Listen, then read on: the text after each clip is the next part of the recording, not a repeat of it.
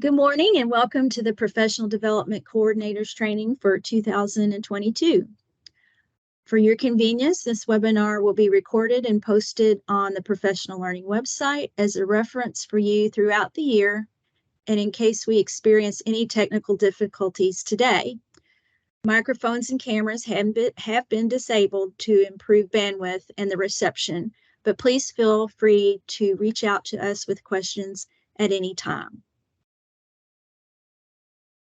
Today's information is going to be structured around these questions. We will review the PDC job responsibilities and required PD. We'll look at a few considerations for effective professional learning and then review some resources that are available from the Department of Education. You're going to hear the terms professional development and professional learning used interchangeably today. There will be some information later that references some of the difference between the two terms, but for now, PD and PL will have the same meaning. There are several statutes and regulations that will be referenced and reviewed today in terms of your PDC work, but the major responsibilities can be found in KRS 156095, and those responsibilities are summarized here. These include using data to plan, implement, and design professional learning, looking at student data and connecting it to professional learning for effective instructional practices, and also communicating that information to schools so you can support them with their decision making. Also included in your work is record keeping for both certified and administrative staff. These are the foundational statutes and regulations related to your work. I'm going to briefly review each one, but I encourage you to read over these at your convenience and familiarize yourself with the intent of the legislation. All of these documents are linked on the Professional Learning webpage, or they can also be accessed through the Legislative Research Committee website, otherwise known as LRC. So we want to begin with 704 KAR 3035, or for short, we sometimes call this the 035. This regulation defines several pieces of the district PD plan, and it includes defining what a PD program is and what the program should include. Specifically, the regulation says that a PD program should include sustained, coherent, relevant, and useful professional learning. This regulation also provides specific language around what professional development should look like, particularly that it is tied to the Kentucky academic standards, that it's focused on content, pedagogy, that a shared responsibility for student growth is fostered among the education workforce, that it's focused on improvement, and that it's ongoing. Also included in this regulation are the specific qualifications and requirements of your work as a professional development coordinator. A big part of the 035 is the requirement that each school and district develop a process to design a professional development plan that meets the goals that are established both in the model curriculum framework and in your local needs assessment. And you're going to hear me reference process several times today. Legislatively, a needs assessment means the gathering, sorting, and analysis of student, educator, and system data that lead to conclusions regarding the need for content and learning designs for professional development in identified areas related to educator performance and student achievement. That's a lot of information. But in other words, it really just means using multiple data sources to evaluate and determine the needs of the district and then implementing intentional professional learning to accommodate those needs. Per the regulation, each school PD plan should be incorporated into school improvement plans, which needs to be made public prior to the implementation. And then likewise, the same with the district. The local district professional development plan should be incorporated into the district improvement plan and then posted for public view on the website prior to the implementation. There are 5 elements that should be incorporated into the plan, and I'm going to let Renee Yates talk to you a little more about that. Good morning, everyone. I'm Renee Yates, and I am working with the Professional Development Plan Diagnostic that's in the eProve system. So I'm going to tell you a little bit about the diagnostic and some changes that you're going to see this school year. As PDCs, you or your designee have completed the PD diagnostic in the eProve system in the past, and you'll continue to do that this year. According to KRS 1586451, these 5 are the main elements to your school and district plans. So you can see you'll need a mission statement, people that are affected, needs assessment analysis, professional development objectives, and then a process for evaluating those plans. Go ahead, Chris. So the professional development diagnostic has a specific purpose, and that purpose is to support the district in designing and implementing a professional development plan, which aligns to the goals established in the KRS listed there. So the basis of the plan there is to definitely align you to the KAR that Chris mentioned, 035. So questions in the diagnostic.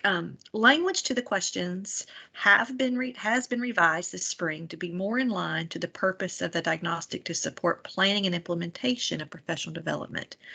You will use the needs assessment to determine 2 priorities that you will select for both schools and then of course for your district. So that needs assessment is the same as it has been in the past, where you'll look at multiple data points like Chris mentioned to determine the best professional development that your schools need in order to be more successful. Based on the 2 critical areas for improvement that you identify, then you will start to think about what professional learning can you use to support those 2 critical areas. So one of the questions is, how do the identified goals or focus areas relate to your district goals? So you want to make sure there's a tight relationship there between the goals and then what you really want to focus on with professional learning. For each priority need, you will complete this next set of questions, and the red font will cue you in onto some changes that have been made as we have worked through redesigning the PD diagnostic.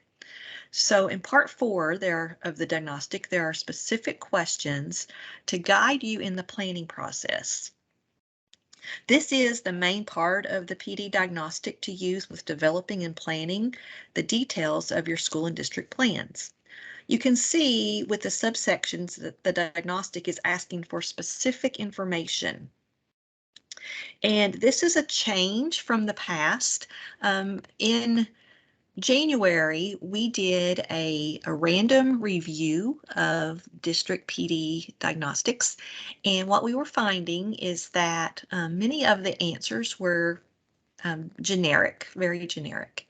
And so through looking at several different plans from across the state, we discovered that we needed some more specificity in helping districts to, again, plan and implement their PD plans. So letter C there has been moved up and has been redesigned on how the PD plan will be monitored for evidence of implementation. And we moved that closer to the beginning of your thinking through developing your plan, because we wanted you to think about, first of all, what is the goal? B and A. B is, what are your intended results? And then C, how will you monitor for evidence? So it makes a more streamlined thought process as you begin to develop your plans with your schools and districts. And you'll notice at the bottom there, you'll see that the plans this year will be uploaded to eProof during phase 4, which will be by May the 1st. And that is a significant change from the last few years when the plans were uploaded December 31st for that school year. So the reason we changed to phase 4 is so that you could use the diagnostic to help you think through planning for the following school year. Instead of in the middle of the school year when you're already halfway through to think about the planning, this is for you to use all of the data that you gather through fall and spring to help you look ahead. Because for many of you in May is when you're starting to think about what PD do we need to plan and start the planning process for August or for summer and August PD. Go ahead, Chris. All right, so continuing those specific questions, E and F, also you can see ask for more specificity. So for E, who is a specific target audience for the professional development? In the review, we found that most plans just simply put teachers after that question, which yes, that would be who we're probably going to plan for professional development. However, we want you to think about if your goal is mathematics related, then you would want to say that for this particular goal, you're going to really target your elementary mathematics teachers or your middle school mathematics teachers. So it makes it a little more specific on who you're really wanting to identify here.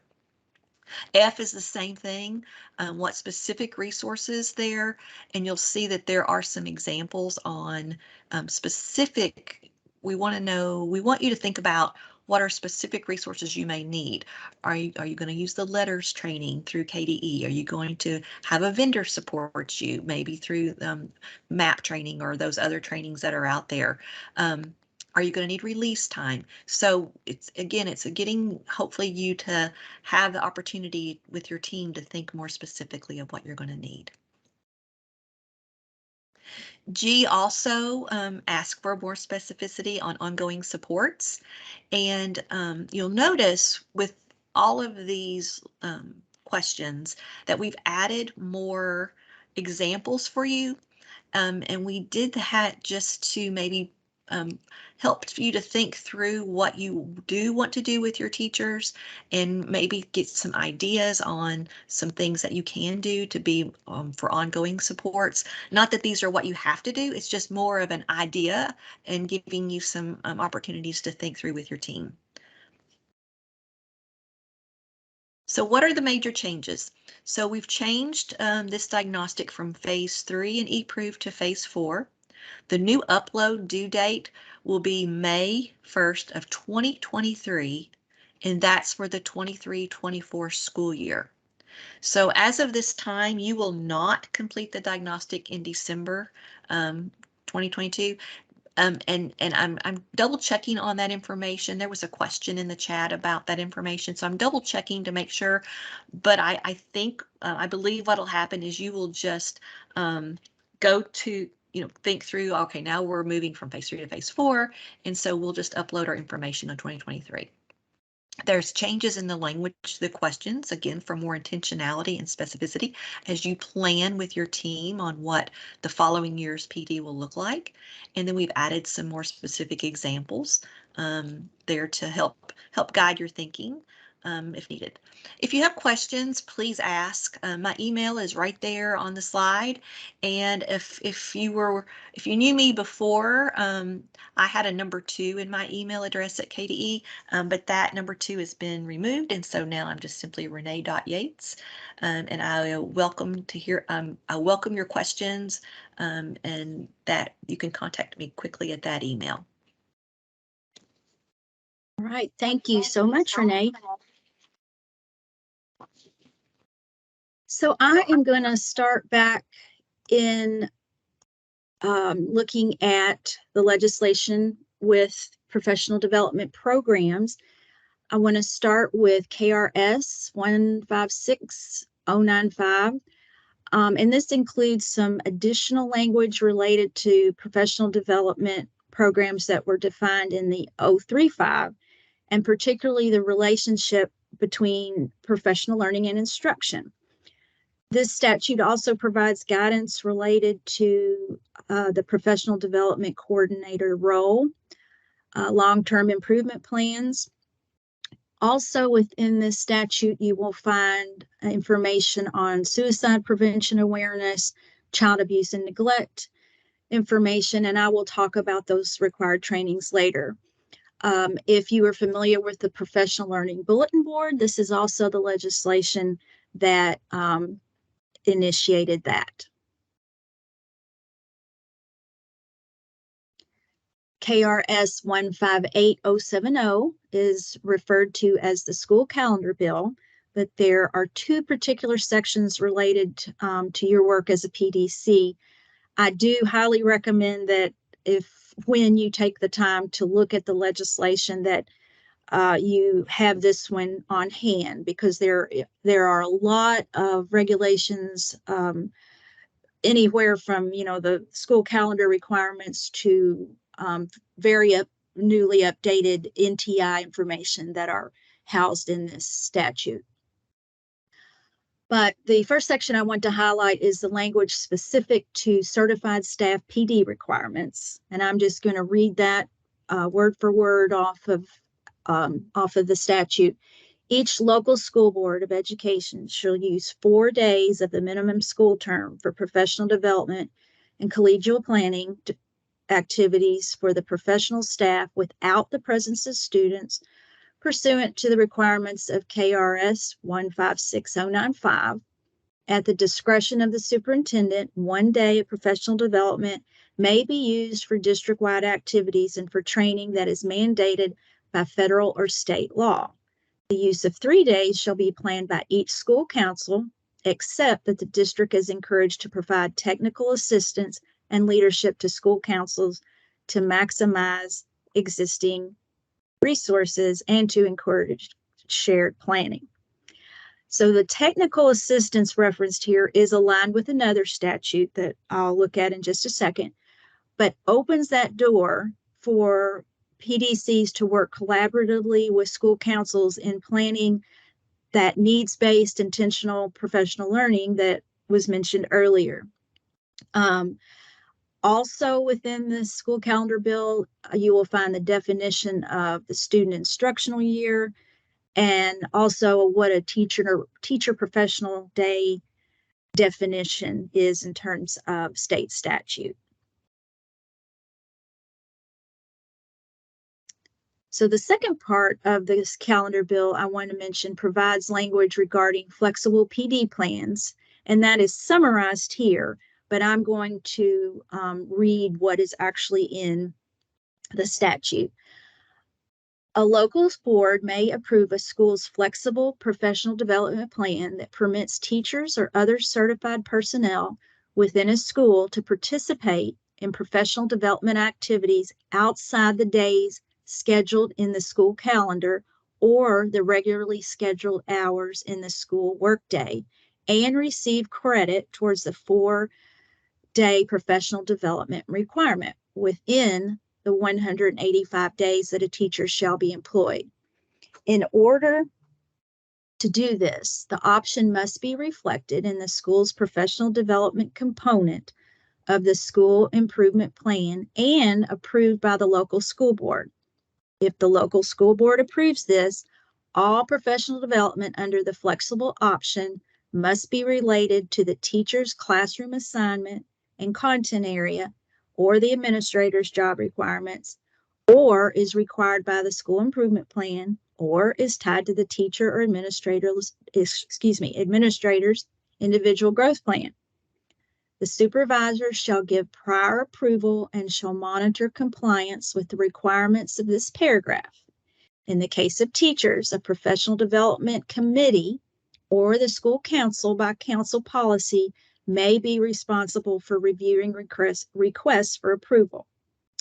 So the main part that about the flexible PD plan is that if this is an option that your district would like to pursue, you need to be sure that all of these components are in place and that the plan has been approved by the local school board. A question in the chat asks about, does this need to be done on a year-to-year basis? There is no language in the statute that says that, but I think best practice would be that that is reviewed and documented in board policy each year. And as I mentioned earlier, the importance of having that process in place, that would be a good time to make this a part of that process, whereas the board reviews these plans on a yearly basis, just to have that, as part of your plan. And that way, if any changes come along, you also have that, in place, that the board is going to look at that on a regular basis.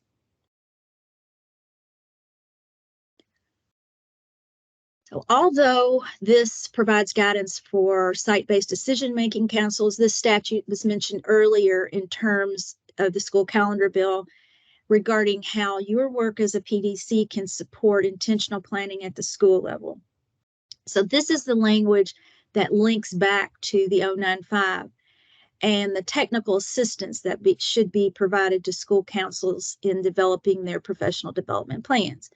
This is a great opportunity to provide data, district-wide data, school-wide data, and maybe data sources that the council hasn't considered, and also to share your expertise with schools as they plan their needs-based professional learning for staff, and help them to just be aware of the characteristics of effective and high-quality professional learning. The last legislation I want to review is 704 KAR 3325. This regulation is referred to as the ELA bill, and this provides guidance on the professional learning requirements for instructional leaders. This refers to each staff member who holds an instructional leadership certificate, and if they are active in that role, they are required to have 21 ELA hours every year. And if they are serving in a non-leadership role, for example, they may have this certificate, but may be working as a teacher, but still want to keep that certificate current, they need to have 42 hours over a 5-year span, which would begin at the last renewal date of that certificate. So unlike certified PD hours, ELA hours are directly tied to the certification renewal for those holding the certificate. Pam Winninger is our ELA coordinator, and so you can contact her with any questions. If you forget that name, between now and then, feel free to contact me and I'll make sure she gets your question. But you can also contact the Educational Professional Standards Boards if you have any ELA related questions. Before moving on to required trainings, I just wanted to provide a short summary of the major work for professional development coordinators. And again, from that process perspective, planning, implementing, and evaluating should be interwoven in a large portion of PDC work. So always remember to review multiple data sources to help determine the needs of the district and individual schools, and then work with the school leaders and councils to support them with connecting professional learning to their identified needs. And then once the professional learning is selected and then implemented, reevaluate to ensure that the needs are being met, and then just continue from there in an ongoing cycle.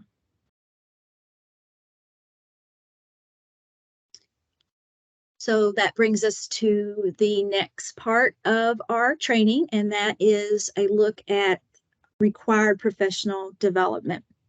So the trainings that I'm going to go over are required either by state or federal law. We do have a new updated list that has been uploaded on the professional learning website. Nothing has changed legislatively between last year and this year, but we just, cosmetically have changed the look of the document just a little bit. I want to point out that this list is the minimum requirements that are required. So your district may determine that additional training is needed, and again, document that in board policy. And the district ultimately makes the decision how or if any of these are enhanced in any way. So active shooter training is required for all employees with direct contact with students and should be done on a yearly basis. This can be included in the 4 days of professional development that are required by law. When a staff member who would be subject to the training is hired after the initial training has been provided, then the school district does need to provide the materials to that person on how to respond to an active shooter situation. There was a question in the chat asking if these regulations apply to classified staff. And again, that is a district decision, classified staff, based on what is in their contract. But in some situations, and this is an example of one, it is in statute that it's required of all employees. So this would be a training that classified staff would need to have as well. Child abuse and neglect training is required for anyone employed by the district. So again, classified staff would be included in this. This training should occur within 90 days of the hire date and then every 2 years after that. Approved trainings can be found on the Child Abuse and Neglect webpage, and I have included that link there. I have not checked recently to make sure that everything is working correctly on that page, but I definitely will. But I think there are 4 options on there that your district can use to fulfill this requirement. Seizure disorder training is required for principals, counselors, and teachers. It is a one-time only training, and so not required on a yearly basis. And then this training has to be done outside of the 24-hour requirement. Suicide prevention training is required for middle and high school teachers, and that would be grades 6 through 12, teachers, counselors, and principals. This should occur shortly after hiring and then is required every other year. Again, this is a minimal requirement. So as a district, if you choose to include other grade levels between, other than 6 through 12, that is at your discretion. Bloodborne pathogens training is a federal requirement for all district staff and should be done on a yearly basis. School districts are required to have policies and procedures in place regarding physical restraint and seclusion training, and also must ensure that all school personnel are aware of and trained in multiple positive supports and interventions. This is a yearly requirement. This is going to look different from district to district, and it's going to look different based on a staff member's responsibilities. But the main thing to remember here that it does this particular requirement does need to be established in your district policies and procedures, and that personnel need to be trained and aware of positive behavior supports and interventions, or PBIS training. And again, that's going to have a different look depending on how your district decides to implement this, but it does need to be a part of your district's policies and procedures. First aid and CPR training is not required for all staff, but there is a requirement that at least one adult in each school be certified in CPR for infants and children. Your district may choose to have more than one person trained in this, but that's another decision that is made at the district level. I get a lot of questions about this in terms of certified staff earning PD credit for this, and that is also a district decision based on your local policy. So the last requirement in terms of state and federal statute is that requirement to have the flyer posted. Every public school should have this posted where both numbers for the statewide child abuse hotline and the national human trafficking hotline can be easily seen. I see this a lot of times in the front area of the school, where people in the parking lot can see it, as you approach the front door of the school, like taped inside the glass. The flyer can be downloaded from the Child Abuse and Neglect website. If you have any trouble with that, just email me and I'll email you a PDF of that poster.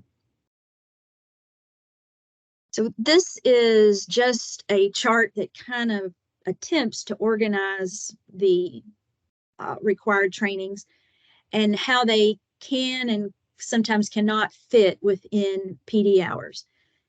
Some trainings can be used for certified PD hours and some cannot unless they're done outside of the contractual day. We have drafted a sample document that we hope will support you when you are trying to organize these trainings. That is posted on the Professional Learning website, but I want to clarify that it is just a sample and it is in no way, a requirement of dates and deadlines and whatnot. The only deadlines that would need to be part of the language in the statute, and if it is included in that document. But we have gotten a lot of questions, in terms of, well, is there a timeline available? So this is just a sample, and that hopefully will help you in your planning. So I just want to finish up before we look at resources and talk to you just a little bit about the differences between professional development and professional learning, and then also look at how professional learning is defined in federal law. So professional development versus professional learning, depending on the length of your time in education, you've probably seen a transition more out of PD into professional learning. And so there's just a little bit to think about and in terms of what development is versus learning. I use my grandson as an example in this because he's a baby, and the development that he's experiencing now is incredible. He's gone from just a little bitty tiny baby to a full out little runner now, and a little wrecking ball, as we fondly call him. But development typically reaches a peak and then it's over. And so it has to do more with growth, but then reaching an endpoint. Learning, on the other hand, is more ongoing. And you think of us as adults, we've gotten as tall as we're going to get, but we still continue to learn and our brain continues to grow. So that, to me, is the biggest difference between the two. Professional development is more to relay information. So this training today is more professional development. It's a message for everybody in this role. It is just providing information and a few opinions and different tips and strategies and things to use, but it really is more of a one-size-fits-all. If this was done more in under a professional learning lens, it would be designed more to meet you where you are. So some of you are brand new. Some of you have been in the role for several years. Some of you are somewhere in between. And so a professional learning opportunity is more geared toward meeting the learner where they are. It is focused on the learner. And in addition to that, there is additional support and follow-up. So just something to think about as you either coordinate professional learning for the district or when you collaborate with schools in terms of seeing what is the most effective um, perspective, if you will, come in. Either is this something that would work for all the staff, or is this something that needs to be differentiated just a little bit? And here are just a few other considerations on that. And I look at these kind of as passive versus interactive.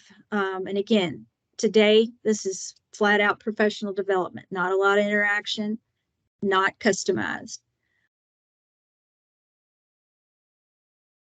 And then finally, I wanted to look at legislatively how professional development is defined in both Kentucky and then at the federal level. And looking back into the 035, it says right there, professional development means professional learning, and then goes on to say that, you know, it is individualized, it's sustainable, it is relevant, it's useful, and there's ongoing support involved. So another thing to think about as you look for professional learning to meet the needs of your district, make sure that support piece is there as well, that participants are going to have an opportunity to reflect on their learning, and then the facilitators are going to follow up with the participants. And then finally, just looking at the federal excuse me, definition of what professional development should do. It's not just a state requirement, but it is a big component of the Elementary and Secondary Education Act that originated in 1965. Now, we know that as ESSA now, but that is just how it has evolved over the years. But professional learning, even in 1965, was seen as a big part of helping improve education for students in poverty. And so as it has grown, that part has not changed. The needs-based educator growth has been embedded in federal law for many, many years.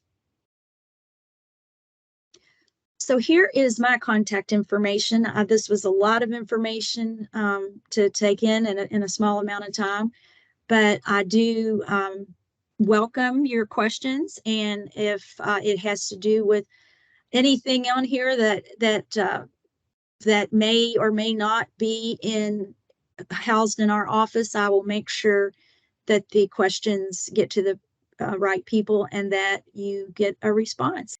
So the last portion of our morning is going to focus in on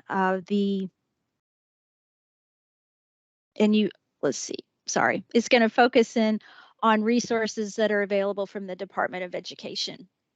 And I'm going to talk a little bit about the Professional Development Bulletin Board. And then I have some team members from our office that are going to talk to you about some additional resources. I try to send you a reminder every month in our communication about updates to the Professional Learning Bulletin Board. But if we were in person in a room, I would ask people to raise their hand who had never accessed this or heard of the Professional Learning Bulletin Board. And I hope there would be no hands, but I think this is one of the best kept secrets that we have in terms of professional learning availability at the department. And what the Professional Learning Bulletin Board is, it's just a platform that provides a listing of available professional learning, typically that KDE has to provide, or outside partners such as the regional cooperatives, PIMSR, and groups like that.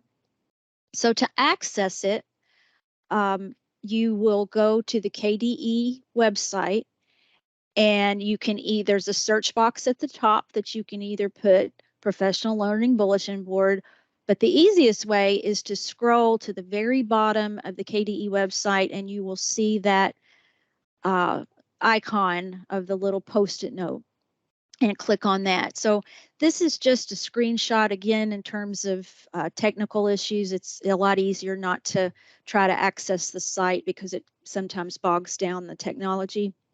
But this is just a example that I took. I think I did a screenshot of it last week. It can be sorted like an Excel spreadsheet. So there is a search feature where you can put what you're looking for in there. You can sort it by dates, by alphabetical order of the program, whoever the vendor is. We talked about ELA a little earlier. So if you have a staff member in the district that's contacted you saying, 3 hours short on ELA, can you help me out? This will tell you specifically if ELA credit is attached to it or not, whether it's virtual or if there are any costs involved.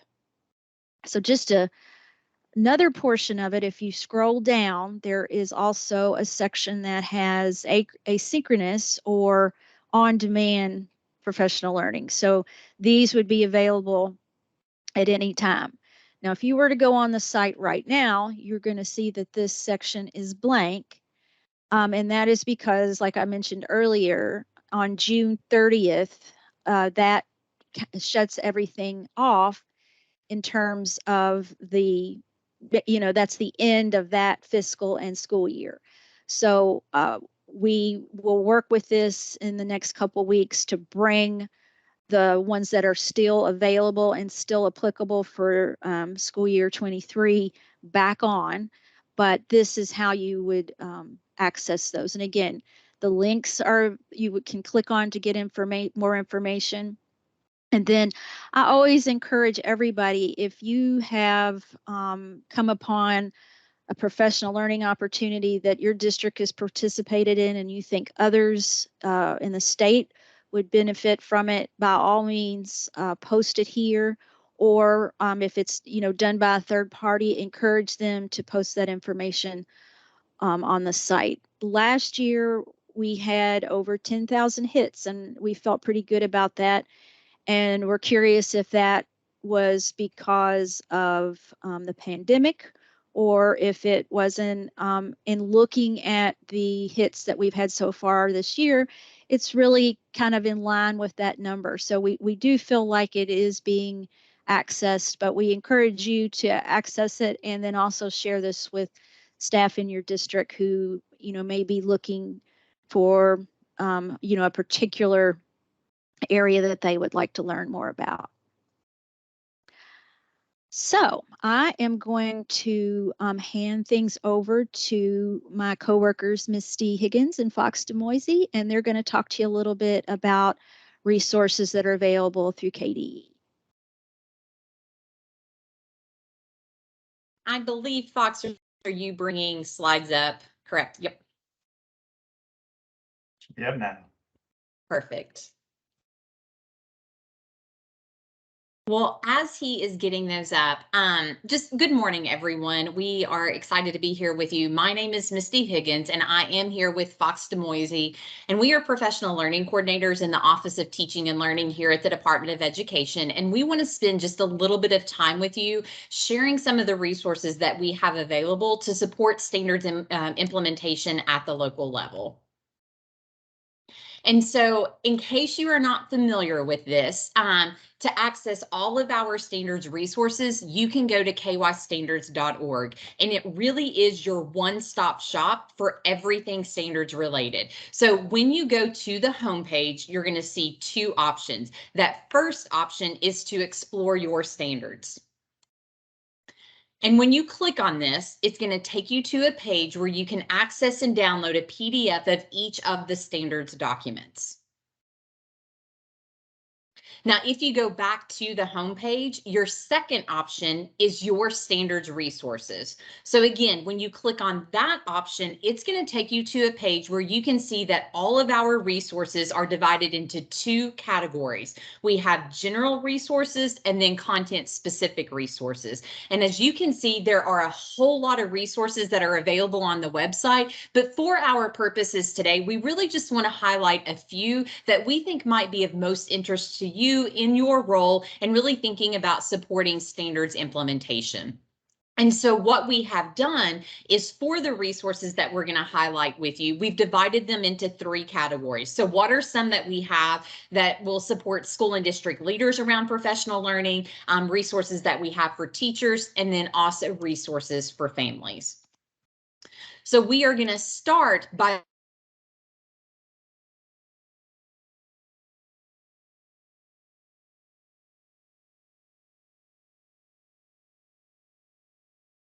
Looks like we might have lost feed. Give her a moment to reconnect. Sorry, I just got kicked out of Teams. Not sure what happened there. So give me a second here to get my bearings back. Okay, And we're on so 52. we're going to start by looking at key resources that we have available to support schools and district leaders around that standards implementation. And again, while there are a ton of leadership resources available on KY Standards, there are really two that we wanted to highlight with you, and that includes our standards implementation guidance documents and the model curriculum framework. And I believe you guys are going to have access to this slide deck. So what you're going to see is on this slide, those are active links. So when you click on them, it'll take you straight to the page where you can access them on KY Standards. Now we're going to start with that first leadership resource, and it is our standards implementation guidance documents.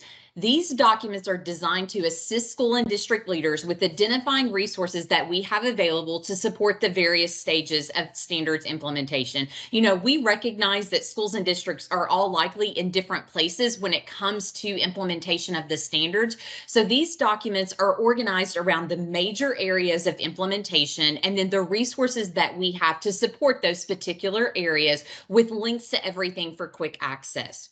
Now, there is a general implementation guide, and it really looks at the big picture of standards implementation from a systems level. And then we also have one available for each of the content areas. Now, these documents are regularly updated as new resources become available. So if you look at this slide, I just want to quickly kind of point out the formatting of the documents so you know what you're kind of looking at when you get in there.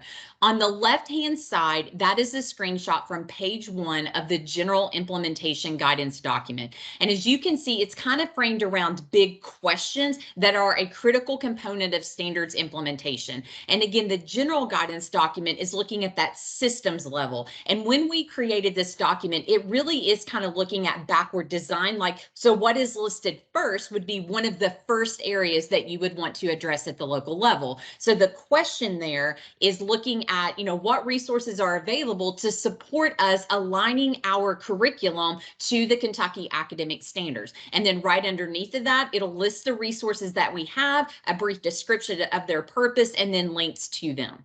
On the right side, you're going to see an example from our math implementation guidance document.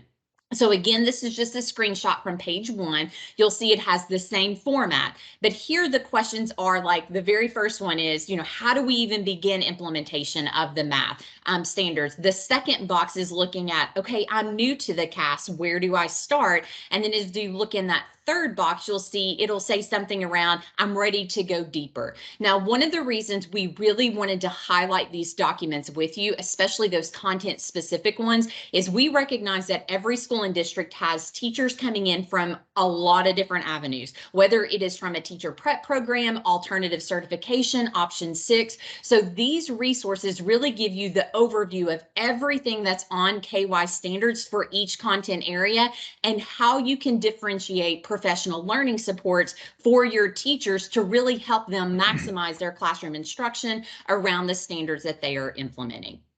So the second leadership one that we would like to highlight with you is our model curriculum framework. Now, when it comes to supporting standards implementation, the research points to the need to create curricular coherence across a school or a district. So KDE has focused on 5 key components that are necessary for creating this coherence at the local level. And you can see those represented in that graphic on the left-hand side. So the first component is all about articulating a local instructional vision that's grounded in the Kentucky academic standards and current research for the content area, as well as the local context. And that instructional vision, it sits at the center because it drives the work of all the other components. And those include developing a local high quality standards aligned curriculum that is anchored in a primary high quality instructional resource, providing ongoing professional learning and collaboration, creating a balanced system of assessment across the classroom, school, and district, and then finally, intentionally using evidence-based instructional practices as part of ongoing classroom instruction. Now, one of the main resources that we have available to school and district leaders in creating curricular coherence to really strengthen that Tier 1 instruction is the model curriculum framework. And as you can see from the table of contents on that right-hand side, all the key components from the graphic are addressed within that document. And again, they kind of go in order of the big system pieces that you would want to think through to create that coherence. So notice that section 2 is all on the curriculum development process. And that is this section that really focuses on helping you articulate that instructional vision, develop that local curriculum, and select that primary HQIR. And we as a state at KDE, we are currently conducting a pilot with 11 districts across the state as they have been working to implement section 2, that curriculum development process, specifically in the content area of reading and writing. And now they started this in January. And as we keep getting feedback from them, what we have done is we have revised this section to really match with the feedback we received from them. So the reason we're saying this is because tomorrow we are releasing the revised version of section 2 of the MCF on that curriculum development process. And the revisions that were made really focused on streamlining the process and making that section much more user-friendly and process-oriented. And so when you see that revised version, it has a new format. And so for each step of the curriculum development process, there is now a section of text that just addresses the purpose of the step, gives you a little bit of a brief description of the most important things to know about that step. Then it's going to have key questions for the team at the local level to consider as they're working through that step. And then finally, it will give links to key tools that can support the work of that particular step. And on the slide, you can just see an example of that format of phase 1, step 2. Now, if your district is planning to revise or to develop curriculum for any content area this upcoming school year, the curriculum development process, so that section 2 of the model curriculum framework, can provide you with a way to systematically approach that work to really create that curricular coherence. Okay, so let's take a look at some of the resources we have available for teachers. So we believe the first 3 resources here, getting to know the CAS modules, breaking down the standard resources, the assignment review protocols, and student assignment library, are probably the most foundational to supporting the instructional work of teachers. But that said, the further 2 resources offer focuses specific to effective assessment and instructional practices, which obviously is important as well. So for the getting to know the CAS modules, these help teachers develop a deeper understanding of our Kentucky academic standards by strengthening the connections between components of the CAS and the way those components can support teachers in the process of developing standards-aligned instruction and grade-level assignments and assessments. So for each content-specific module, there's a PowerPoint, a facilitator's guide, and an at-a-glance overview color-coded by discipline. So these modules just help teachers experience how the changes in the standards can and should be reflected in the student experience within our Kentucky classrooms. The breaking down of standard resources are available for reading and writing, mathematics, social studies, and science. And they guide teachers through a process for utilizing components within the CAS documents to gain greater clarity in what the standards are actually asking students to know and be able to do in order to meet grade level expectations. So these resources help to ensure alignment between instruction and assessment at the intended depth of the standard so that all students can receive equitable learning opportunities. So for the student assignment libraries, these provide examples of student tasks, and they're rated as weakly, partially, or strongly aligned to our standards. So the assignments can be used with the assignment review protocol to help develop a better understanding of the tool and how it can be applied to supporting a teacher's work. The protocols help ensure tasks and assignments are aligned to the grade level standards, while the student assignment libraries provide sample assignments and rationales just to help educators practice identifying tasks best aligned to the CAS.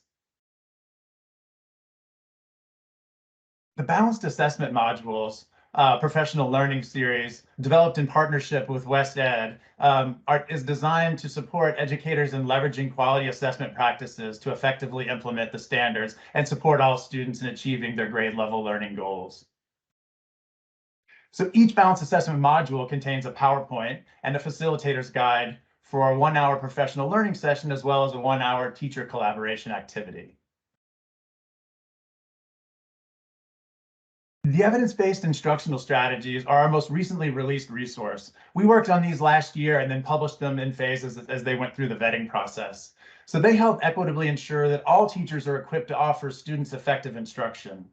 From the high-effect strategies that research has identified, these 6, and they are establishing the learning environment, clarifying and sharing clear learning goals, explicit teaching and modeling, questioning, discussion, and meaningful feedback. These were carefully selected for their efficacy in helping students reach outcomes of the CAS and for their alignment to the disciplinary practices within the CAS. So for each of the evidence-based instructional practices, you'll find an overview video that introduces it, general documents that unpack the practice and offer considerations for facilitating learning around it, and then also content-specific documents situating the practice within the 4 content areas. And you see they're color-coded to the right: reading and writing, mathematics, social studies, and science. In addition to resources shared up to this point, there's some other discipline-specific resources available under your standards resources. So when you click on your standards resources, you will see 2 columns: general resources and content area resources. So there are 2 ways to access the professional learning resources for each content area. You can click on the content area icon you would like to explore on the right side, or you can click on professional learning modules on the left, and both just take you to the same suite of resources. We'd like to highlight now just some of the resources we have available for Kentucky families. The Kentucky Academic Standards family guides were developed to introduce families to the content of each grade level standards. So the guides contain a standards overview for reading and writing, mathematics, science, and social studies. And here's an example of what one of the family guides for each content area look like. So each guide contains an overview as well as examples of ways families can help their students at home, including examples of student work and questions families can ask their student and their student's teacher. Okay, and that brings us to the end of what we're going to share with you all. So as you work back through some of this stuff, and again, this was a high-level, quick-hitting overview. As questions or needs for additional support arise, please feel free to contact either of us. We are most happy to help and support in any way that we can. And Fox and Misty, there was a question for you all that I think the document you referred to with the July date, will that be a different version that's posted tomorrow? Well, actually, I think it is posted already. I think we got it posted yesterday. So if you were to already click that link and then access section 2, it should be the newest one. And then it will come out officially in the standards newsletter tomorrow if you subscribe to that newsletter. So yes, if you were to go on there right now, I do believe, Fox, is that correct? We put the newest one up yesterday. I think so. So if you wanted a moment to be stylishly in the know, you've got that opportunity today before it goes public tomorrow. Hot off the press. Hot off the press.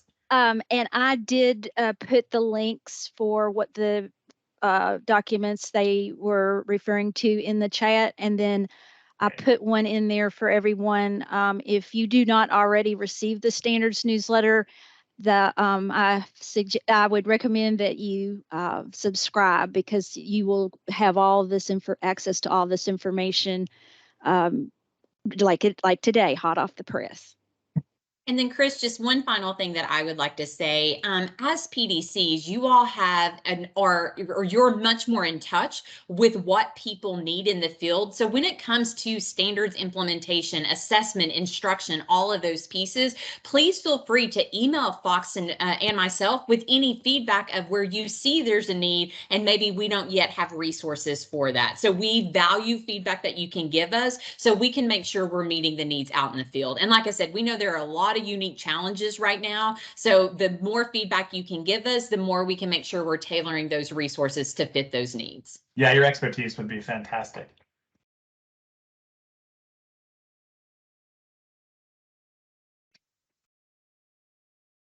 All right, I think we're going to bring in the closers. Okay. Jan, take it away. All right, we'll bring it down to the wire. Good morning, everybody. My name is Jan Sellers. I am joined today by Melissa Wainwright, and we are the MTSS coordinators in the Office of Teaching and Learning at the KDE. And we want to spend some time today sharing some of the resources that we have to support implementation of a multi-tiered system of support.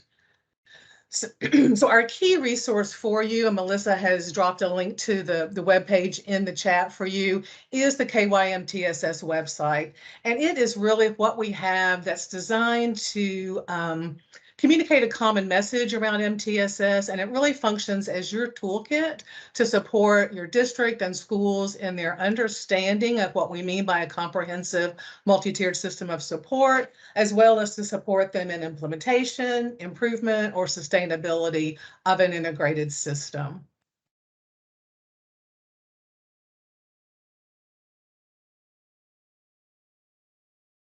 So there are several ways that you can navigate the website. One of the ways is by using the navigation bar at the top of the home page, and you can access the overview information, information on the why behind KYMTSS, and information on each of the 6 essential elements. We have a drop-down menu of resources available in our resource library that will again facilitate your implementation. I also want to let you know you can navigate the website by scrolling down the home page, and we have interactive links embedded on that home page, again, to link you to a good starting place for the schools and districts to build their understanding of implementation. And then I've highlighted the link at the top of the page, and that's where you can access the KYMTSS newsletter. That's how you're going to stay up to date on any additional tools and resources that we add to the site. So we really encourage you to subscribe to our newsletter. So our purpose today is we really want to highlight some foundational resources. These would be appropriate for your district and school MTSS coordinators as they do training at the district level or school level, but also for the district and school MTSS teams. Again, they're resources you can use to build understanding for training and coaching around an effective MTSS framework. We consider these really the foundational resources designed to support you in that implementation. So I'm going to start with the resources that are on the homepage. Again, building that understanding of how KYMTSS aligns to the KDE vision and core values, what KYMTSS is, and what the purpose of the framework is. So these links will take you directly, directly to additional pages on the website that are going to build that understanding. And we really want to talk to you about the schools and districts that are moving from more of that response to intervention model to the more comprehensive system. This is really where you're going to find the information around the what and the why to get you started and just to build that background knowledge.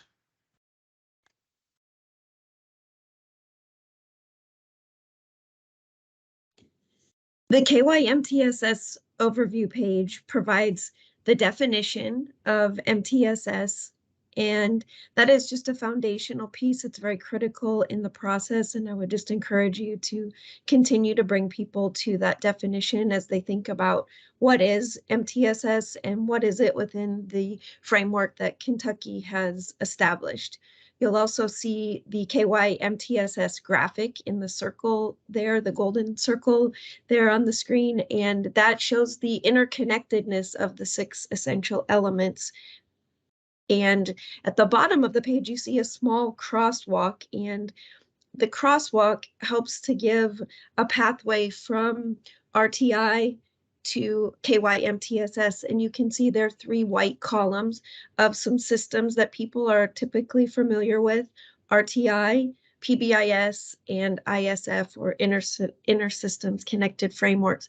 The beauty of MTSS is that it brings all of those under one umbrella. So we, through KYMTSS, are trying to help people to see that instead of the silos or the linear white columns there, that they are merged into one system. And as Jan and I are sharing today, just be thinking of who might benefit from this reminder, from this information, and where might you share this information.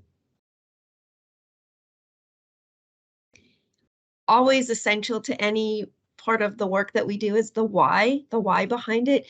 And this why KYMTSS page talks about the purpose of it, the benefits. It shares a timeline as well as Kentucky regulations. And this also helps to bring people to the understanding of the benefits of an integrated framework. So when we come back to this graphic of the KYMTSS essential elements, these are the 6 elements that we really feel like are essential to building the framework. As Melissa said, they're interconnected and they're evidence-based practices that promote positive outcomes for all students. So our graphic is important because it represents how they fit within a framework that's built around that multi-tiered prevention system. And we really want to think of this as a systems level approach. It's really designed to promote alignment and coherence among those various innovations and initiatives that are happening within your schools and districts. So this is just a good visual to kind of, again, set the framework of how those things are all interconnected and used. So our resources on the site really are primarily focused around those 6 essential elements. So when you go to the homepage, you can scroll down and you'll see those icons that you can click on, or you can use the navigation tab for the drop-down menu under the essential elements. And what you'll find here are informational briefs that give you an overview of the element, why it's considered essential, and some key features of implementation. Each of the each of the pages will have a direct link to the resources that support implementation of that element. So again, this is the starting place to build that understanding of what needs to be in place for an effective system. And then we have some other resources that'll take a little deeper dive into those essential elements. And then the resource library that can navigate, from those informational briefs pages or from the drop-down box on the navigation bar. And that's where you're going to find all of our resources organized that are going to support systems, data, and practices that are effective for MTSS implementation. The menu is going to include the MTSS implementation guide. We'll talk about that in just a minute. That's going to give you that deeper dive on the essential elements. It's going to also have a timeline for the new Senate Bill 9, our Read to Succeed Act. So there's really good information for you there. And then resources specific to each essential element of the framework. And as Jan mentioned, the KYMTSS implementation guide is a part of that resource library. I personally have found this to be a wonderful document to use as I'm working with schools and district teams.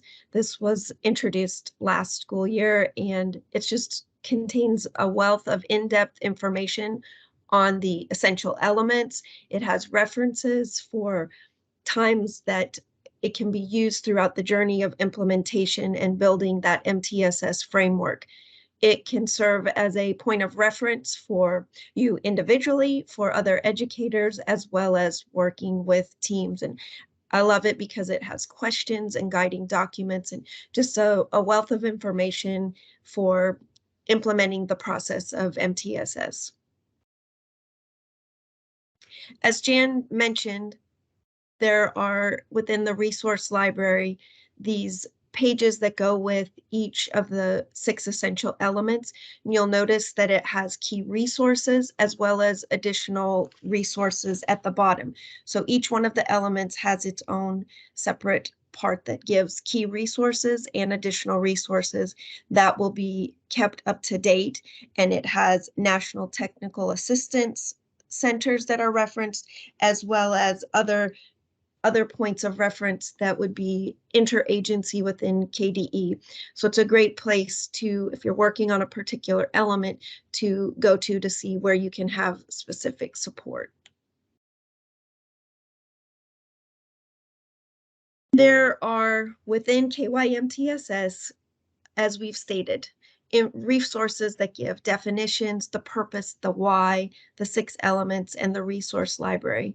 If you take just a minute to think about which of these might support your work with school and district leaders, and how might you utilize them in your role? And then also be thinking about what other resources you might want to access. And I know due to time, we were going to have that be a little bit of interactive, but I would just challenge you to bookmark those questions and think about those of where might these resources support you in your work, and how might you utilize them in your role. And then we have additional support resources that will be available continuing in the 22-23 school year. As Jan referenced, the KYMTSS newsletter.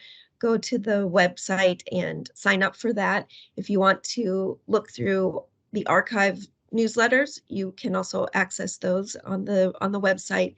And then introducing in fall of 2022, we have some video modules that will be released pertaining to some areas that have been points of question, needed clarification, and you can see those listed there, from the MTSS overview to one that I frequently get asked about, which is MTSS at the secondary level. And you can see those other video modules that will be released. They're pretty short videos, and then there'll be some accompanying documents with those.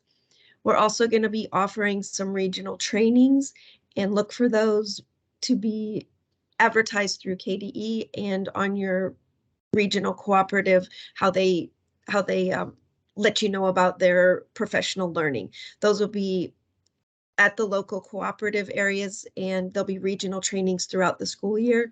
And then also coming in 22-23 will be the opportunity for 8 districts to have targeted technical assistance.